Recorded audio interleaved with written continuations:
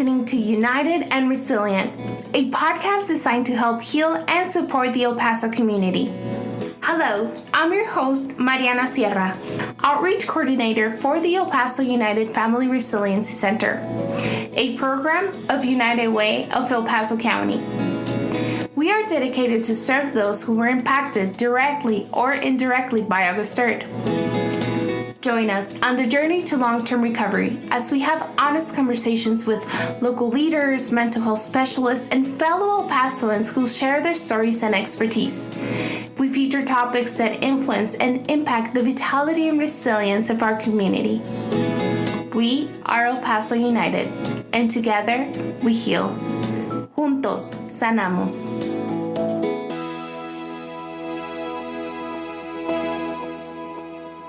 Dear listener, before we begin, a note of warning. The topic we're about to explore contains a mention of the mass casualty event and a description of the events that unfolded thereafter. This episode may not be suitable for everyone. Hello everyone, welcome back to United and Resilient. Thank you so much for joining us today.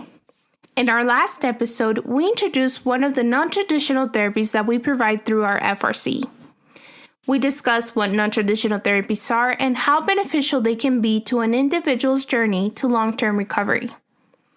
As we mentioned before, at the FRC, we believe that non-traditional therapy can support and boost the positive effects of traditional therapy. In this episode, we continue this discussion, but now we highlight Compadres Therapy. Compadres Therapy is a local nonprofit that offers custom-built equine-assisted activities and therapy services in our region. Throughout this episode, we'll discuss what equine-assisted activities and therapies are and how it can benefit an individual's healing journey.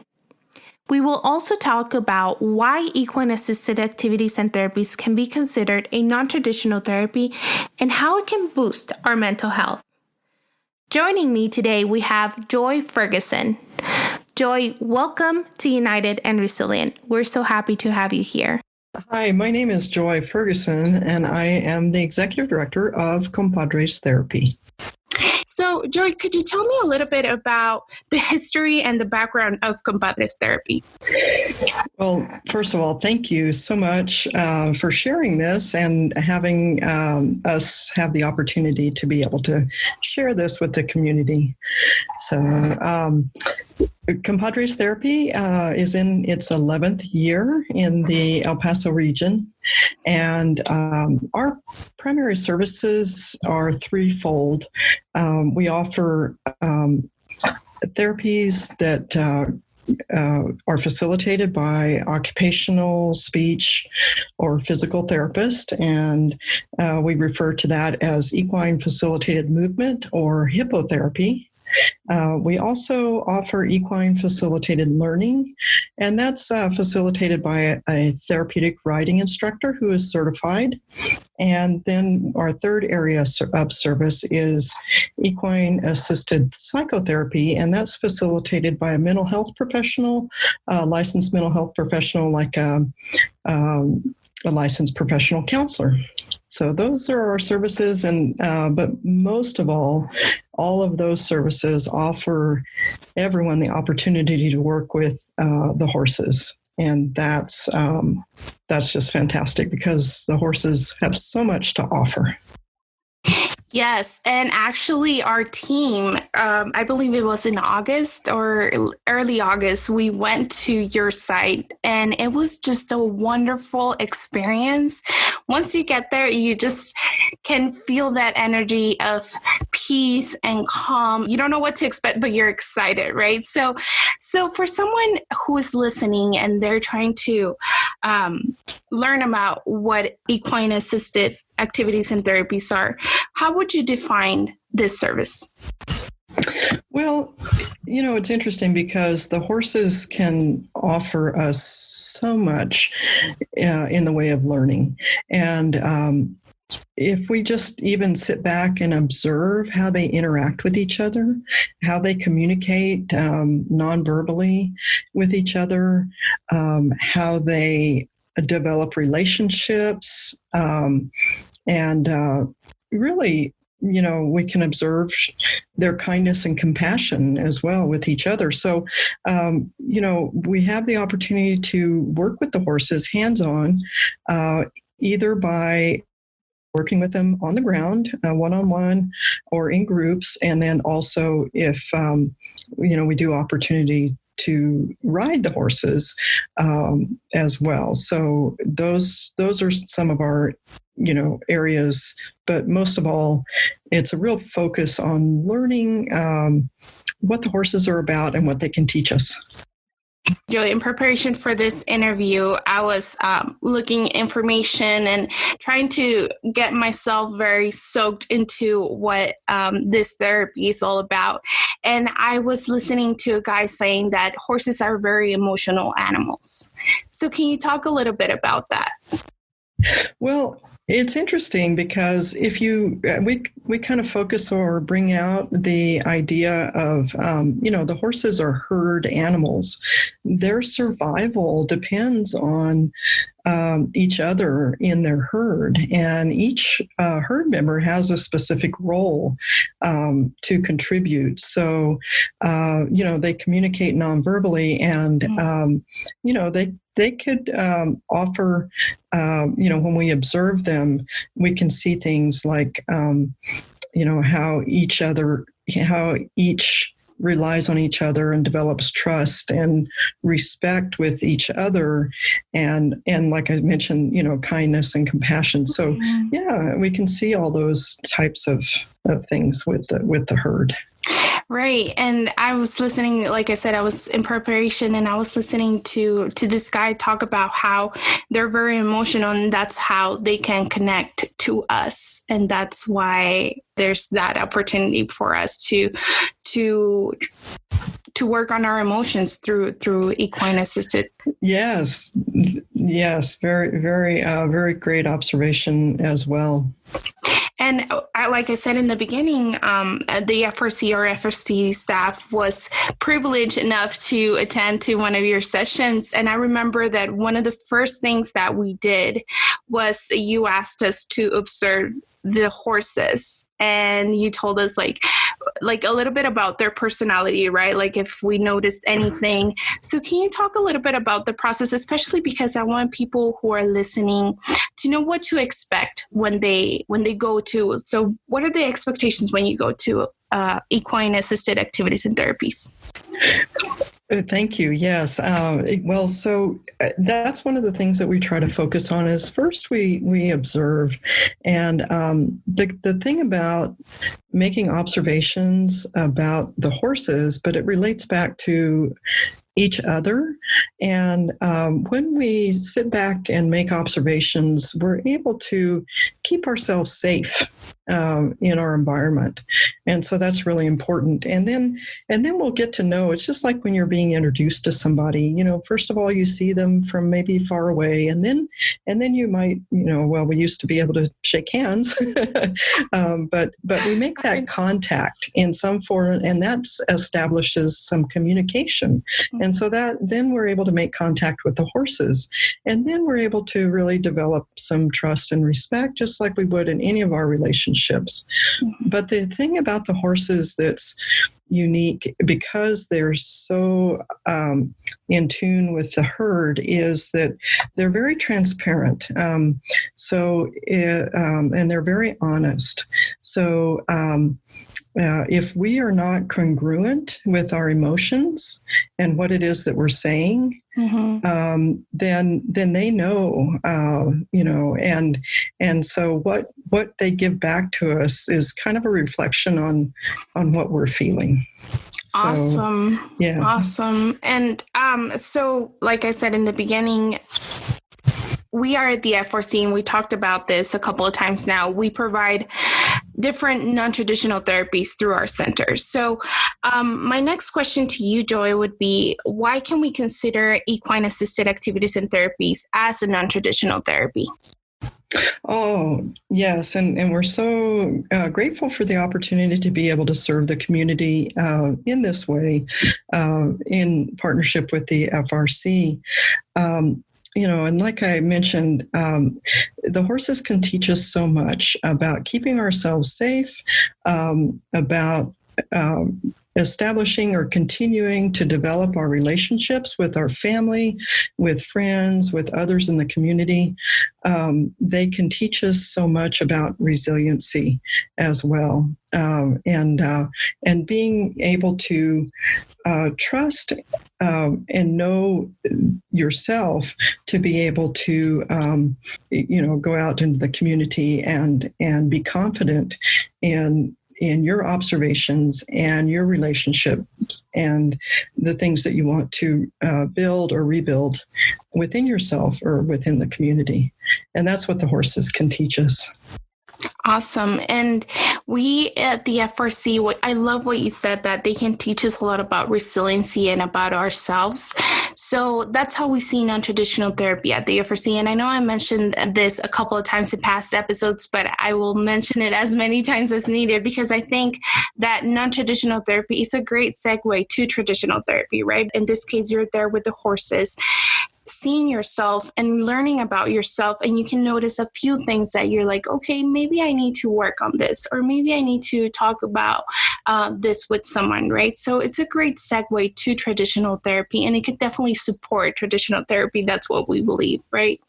Absolutely. In fact, we do offer services with a mental health counselor, through the Equine facilitated psychotherapy. And exactly what you're saying, when the licensed counselor works with the individual, with the horses, folks are able to have that self-discovery guided by the mental health counselor, but the horses are able to really teach that individual, how to respond, how to communicate, and all about self-discovery. So it is within that person to be able to discover, and it's only guided by the licensed counselor. So yes, you're absolutely right. And it's exciting to see, and it's just so wonderful to see when folks are able to make those self-discoveries.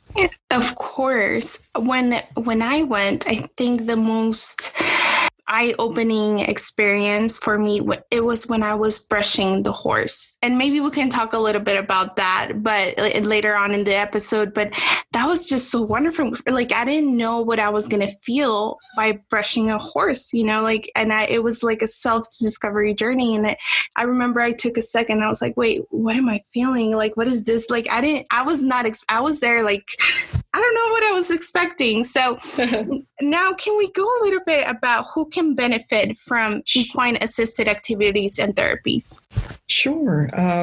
Because our services offer, we have kind of a broad range of services within that umbrella, we're able to reach the community members that have special needs, and children and adults. Our youngest child that we can accommodate is 18 months old, and our oldest individual that we've served is a lady who is in her 99th year. Wow. Right. So, that's the thing about the horses, is that people are able to connect with the horses at any age. And so we're able to help those individuals in the community. Awesome. Well, thank you so much, Joy. And the work that you guys do is truly amazing, honestly. And I'm so happy that our audience is able to learn a little bit about what you guys do. Now, I know I got a little bit ahead of myself in the past, but how does it work? What are the methods that you guys use, and how do you approach whenever someone is new and it's making the call and it's asking you, hey, I'm interested. What can they expect, and what is the initial process? Oh, thanks for asking. Yes. And I think some people might have some reservations. Maybe they have an interest or a desire to participate, but like you said earlier, maybe they don't know what to expect. And it is horses are large animals, and they weigh 1,000 pounds or more. And we have a horse who weighs, upwards of 1,800 pounds. So that's where we feel that the introductions and the observations are so important. And when we are able to make those observations, then we're able to keep ourselves safe. Mm-hmm. And then if we feel safe in that environment, even with a 1,000-pound animal, we're able to work on building those relationships with the horses. And our horses, we have a herd of about 14, and they all have individual characteristics, as you came to find out. And, some of them, their personalities are so unique and different. So when we start establishing those connections through like you said, the grooming and the brushing the horses, that's making a connection, that's communicating. Mm-hmm. It's also, goes back to taking care of another individual, that responsibility, mm-hmm. but then also going back and looking back at ourselves and what do we do for self-care? We're offering our kindness to brush the horses, but it goes back to how can we be kind to ourselves as well? Mm-hmm. So those are some questions, that we kind of bring out. And, mostly we focus on the horses and building those relationships and learning about the horses and horsemanship and things like that. But when it gets into the therapy part, either with the hippotherapy or with the psychotherapy, those are some things that the therapists are able to explore with the individual. And I'm glad you're mentioning hippotherapy and the different services. Can you talk a little bit about what are the difference between these services that you provide through Compadres Therapy? Oh, sure. So the hippotherapy, or the equine facilitated movement, it's when the occupational therapist or physical therapist or speech therapist utilize the horse's movement to they use that as one of their treatment tools to help the individual reach their goals. So, for instance, if a person perhaps has had a stroke and is learning how to walk again, they're able to get on the horse, and the horse influences then the rider and moves the rider in the same way a person walks. So the horse's movement at a walk really simulates a person's walking movement in their pelvis. It's the exact same movement. So, and so the person is able to retrieve that muscle memory, and then cognitively, they're able to have the connections with the left brain, right brain in that movement. So the hippotherapy, we best describe it as where the horse influences the rider. Which should be different in learning how to ride, where the rider then is really influencing the horse in learning how to turn the horse, stop the horse, make the horse go, those kinds of things. So that's more what we do in the equine facilitated learning portion. And that's with a therapeutic riding instructor. So then the rider is influencing the horse and making those connections. Yeah. Again, the connections, right? Because it's not only an emotional connection, it can also be a physical connection, correct? With what you're saying. That's so interesting. That's right. So interesting. So it's the physical as well as the emotional, and that's what leads to this unique human-animal bond. This is United and Resilient. We'll be right back. Hi, I'm Stephanie Carr.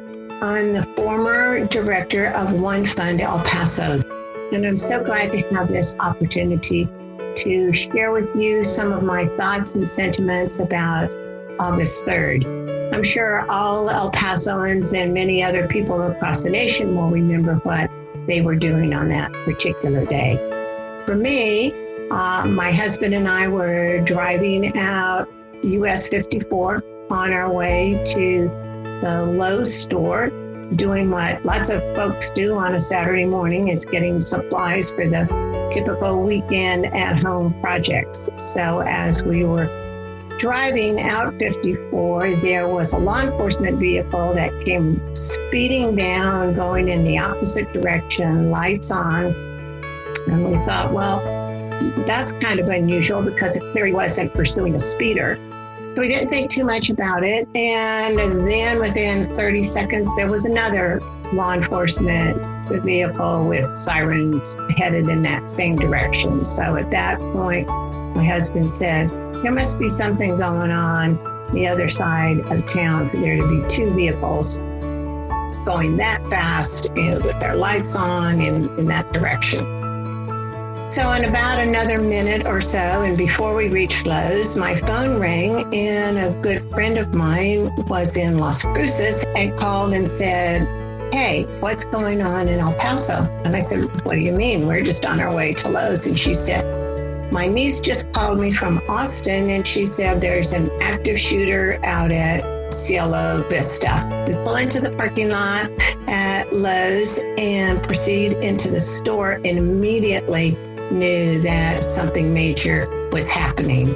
People's phones were going off. You could overhear conversations. The store essentially was at a standstill with people just quietly talking either to each other or to someone on the phone, asking what's going on, what's happening.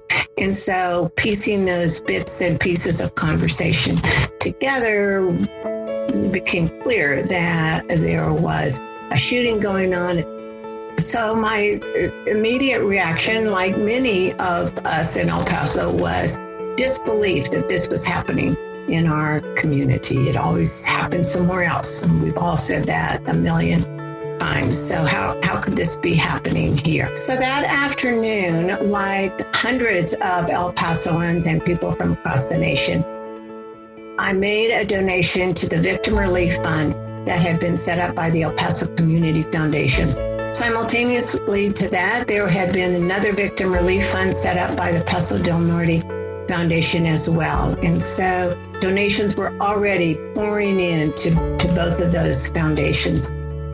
I happened through my lifetime of work here in El Paso to know both of the executive directors of those foundations. And so they both reached out to me, one on Sunday and one on Monday, to ask if I could play a part in establishing One Fund El Paso so that we could unite those two funds and have a coordinated effort to collect donations as well as a very systematic, fair way to spread those donations to those individuals most impacted. And so I was honored to have a very meaningful part in helping victims to recover through the distribution of donated funds. My greatest takeaway is the incredible resiliency of families in our community and the amazing amount of generosity that our community poured out to survivors. And again, not only folks in our community, but folks from across the nation and across the world with generous donations and sentiments and prayers and blessings and anything they could think of to do to help us move forward and heal.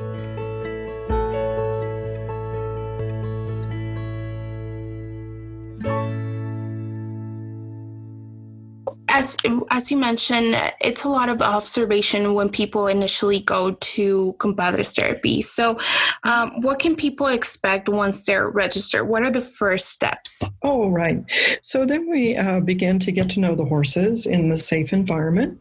And then we progress depending on what the goals are for each individual or the group, and whether or not it's working more without riding on the ground, or eventually we may learn to be able to get on the horse and, like I said, then start to work with the horse and communicating with the horse to be able to ask the horse to walk or turn or stop. But it's all developing that relationship first with the horse, so that we have that communication, and then they're working together as a team. I love that. It's just like in the Olympic sports. If you watch the horse jumping and all, the athletes are both the human and the horse. Yes, of course. The team, right? Yes, of course. So this is what we're looking at when we're working with individuals or groups. I love that. Yeah, with Compadres Therapy. I love that. And I think, well, you're the expert, you tell me, but part of this team is also the equine therapist, correct? The person who's there to facilitate and guide the person who's there with the horse. So my next question to you, Joy, would be, who are equine therapists and how does one become an equine therapist? Well, yes, and people often refer to that, but really, there's no such thing as an equine therapist. Okay. So and this is a really good distinction. So I'm glad you brought this up because the therapists who work with the horses and the individuals can be, like I said, occupational therapist, speech therapist, physical therapist who utilize the movement of the horse as part of their treatment goals for that individual. Wow. Okay. And the other therapist, which would be the mental health therapist, would be a licensed professional counselor, a psychologist, a social worker, and those individuals then work with the individual or groups with the horse, but they are the therapist in and of their profession, but they work with the horses as, if you will, the treatment modalities. Yes. Okay. And then the equine facilitated learning is not therapy. The therapy is not provided. It's actually learning more horsemanship skills from a certified therapeutic riding instructor. Okay. So out of the skills that are learned, people receive therapeutic benefits, but the focus is not providing therapy in that. Does that make sense? Yeah, of course. No, okay. And this is why I wanted to ask this question, because we're here to learn, right? That was perfect. That was a great question. So thank you. Awesome. How does a horse become, like, are those horses trained to specifically give the services, or like, how do you get those beautiful 14 horses that you have at I'm so glad you asked that because, we are so grateful and pleased with the horses that have come to us to work with us. And some of our horses are donated. We are a nonprofit, so some of our horses are donated. Okay. Some of our horses are loaned to the program by individuals in the community or elsewhere. But you're right. These horses are very, very special. And they are. So we look for a horse that's well educated. Okay. And, because then we know that they have the education to go along with being able to work with people in the community. We look for horses that provide good quality of movement. In other words, they have to not be lame. And because as we talked about earlier with the hippotherapy, the progress of the individual relies on the movement of the horse. And if the movement is not quality movement, then that person's not going to get that symmetrical movement that's needed. So we look for horses that have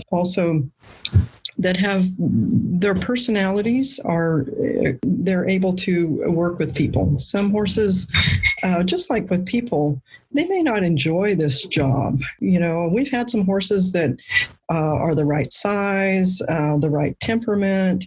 They have wonderful education, but they really didn't enjoy working with all these people. And so when we were able to place them in maybe a one-person home, they were so much happier. It's just like we all want to be happy in our jobs. And so they did the work. That was fine. But, we want them to be able to enjoy their jobs. So those are the characteristics that we would look for. We do consider size as well and conformation, but we have horses of all sizes, as you saw at the stables, and all different breeds. We have quite a variety of the different breeds. What is it so special about horses that make them the perfect animal to provide this service to people? Because I know there's social somethings, well, I don't want to say similar because I'm sure there's a lot of difference, but you also have dog provide service dogs. The service dogs. Right. Or the therapy dogs, right? Or the therapy dogs. So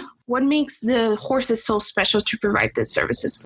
Right. I'm glad you asked that because, as we mentioned before, the horses are herd animals, and they also are prey animals. They have their eyes set on the side of their head, so they actually can see more peripherally, and so their senses are more honed in to survival because they're hunted by mountain lions and wolves out in the wild. So they have to be able to protect themselves in the herd and rely on their senses as well as their verbal and nonverbal communication with each other in the herd. So those are all things that we can learn from the horses. Their observations, their reliance on each other, developing those relationships within the herd, as well as their verbal and nonverbal communication. So that's different than the dogs because the dogs then are predators. Okay. And so they have a different dynamic and they offer to us a different dynamic than the horses do. Awesome. Uh-huh. And now, for people who are listening and they're like, well, this is very interesting. Maybe this is something that I can do. How do I know that equine assisted activities and therapies is the right choice for me? How do I know that it would be something that I can benefit from? That's you're coming up with some great questions. So, as much as we love working with the horses, and we think that human-animal bond is so special and can help in the healing process as well as developing resiliency, this environment is not for everybody. Maybe there's some fears that or somebody, is really working on. I would encourage everybody to come out and we can, we can work with all that. But also from a physical standpoint, we do require that the individuals who participate in the hippotherapy with the occupational speech or physical therapist have a doctor's referral. Okay. And to make sure that there are some contraindications to being on the horse in specific circumstances. And so we want to make sure that individual can tolerate the horse's movement and be safe doing it. So, so there are some criteria that we can discuss with individuals. But as far as just being a little apprehensive and knowing that they're big animals, that's something that we can sure work with. And like I said, provide a self-discovery in a safe environment. Because I think that's very common, right? People might feel anxious or scared because it's such a beautiful and big animal, and you're like, and people may not be as familiar with horses. So I think it's very common for people to feel. Right. But how did it make you feel when you were able to get up close and personal with your horse, that 1,000-pound animal, and do that grooming on the horse? Wonderful. And, just that confidence, that self-esteem that comes out of, oh my goodness, I'm with a huge animal here and I can keep myself safe and be, feel good about that. When I got there, I was like, whoa, they're huge. And when I was little, I used to ride horses, but I was really little, so I don't remember much of it. But then as I got close to the horse, it was a moment of, we mentioned it before, of connection. And I was present in the moment, and I was just acknowledging, this being, like, it was alive and it was real and it was there with me, and we were having this connection, and it was just beautiful. And I saw the horse it was not as scary once I got close to the horse that I was working with. And it was just a beautiful, beautiful experience. So yeah, like you said, if you're feeling scared or anxious, I would definitely encourage, because you guys are awesome at that, helping a person who might feel apprehensive at the beginning. Oh, thank you for sharing your experience. That's great to hear. No, it was a wonderful experience. It was, I was thinking, I'm so blessed that I'm able to work with these horses. So now, my next question would be, what are some of the most common misconceptions regarding equine assisted activities and therapies? Well, I think the first one is just what we talked about is, oh my gosh, they're so big and how am I going to be safe? And that kind of thing. But once, we go through the process and we get to know the horses, we understand that. The other thing is that, and unlike where maybe people go and, it's not all about the riding of the horses. It's about the relationships that we establish and build. So, and part of it may include riding the horse, but like we mentioned earlier, it's a team. There's a lot of teamwork that we can work on, especially with groups too, and individuals, but it's developing that relationship and that team. So it's not all about the riding. So I think that's a lot of the biggest misconceptions is that, maybe people are expecting just to go out and just hop on a horse and away you go. But that's not. It's about the relationships and developing that human-animal bond. I love that. I really do. Now, Joy, right now we're going through a lot. So I want to talk a little bit about how equine-assisted activities and therapies can reduce anxiety, depression, or other emotions. Oh, thank you. Yes, this is such a hard time for everybody. But, there's something to be said for getting out into the outdoors, to getting into an environment that's peaceful, to getting into an environment that establishes those connections or reconnections with ourselves and with others. And that's what we see the horses are able to do. And all of that builds resiliency, kind of establishes a path for us to be able to move forward, even with all the trauma in our lives. The other thing is that when we work with the horses and groom on a horse and like you experience, we're taking responsibility for the welfare of somebody else. Yeah. And oftentimes that helps us get out of what's going on with us to be able to help somebody else. And awesome. So there's a lot of value in being able to help somebody else. Awesome. And now, how can a service like equine-assisted activities and therapies can help individuals who were impacted directly or indirectly by a tragic event like August 3rd? Right. And so what we've seen, again, I always go back to the horse, where we really look at the model of the horse herd and being able to keep ourselves safe, and know that we can make those observations about being able to stay safe. Again, developing positive relationships, developing that trust and respect, and knowing when to move forward confidently. Like you experienced, this is a 1,000-pound animal. Yeah. And if we're able to move forward confidently with increased self-esteem, then that helps us with the resiliency. Of course. And I love that because we are the Family Resiliency Center, right? So right. Trying to learn and guide and really go hand by hand to learn how to build resiliency. So I love that you guys are providing that to our community. Now, how can I participate? Now that I've listened to this podcast and I'm seeing social media, how can I participate? What does the curriculum look like? And how does the end and follow-up of equine-assisted activities therapy look like? Right.